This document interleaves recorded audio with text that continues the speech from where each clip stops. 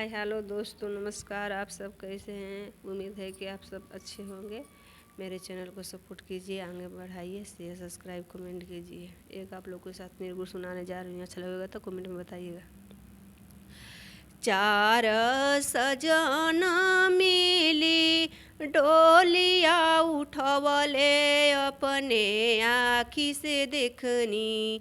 चार सजना मिली डोलिया उठवले अपने आँखी से देखनी। ले गईले नदिया के तीर अपने आँखी से देखनी। ले गईले नदिया के तीर अपने आँखी से देखनी। अपना सजनवा मुहे अगिया लगावेला हो राम। अपना सजनवा मुहे अगिया लगावेला हो राम। सब धार जरी गईले सिरावा जे रही गईले।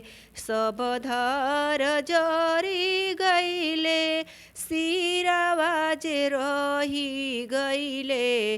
अपने आँखी से देखनी अपना जन्मल का खोरी खोरी जरावेला हो राम। अपने आँखी से देखनी अपना जन्मल का खोरी खोरी जरावेला हो राम।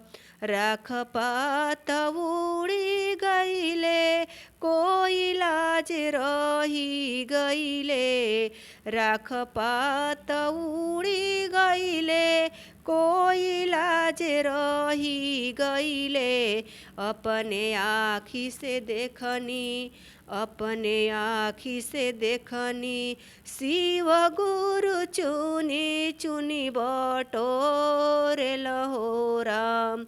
अपने आँखी से देखनी शिव गुरु चुनी चुनी बटोरेल हो राम।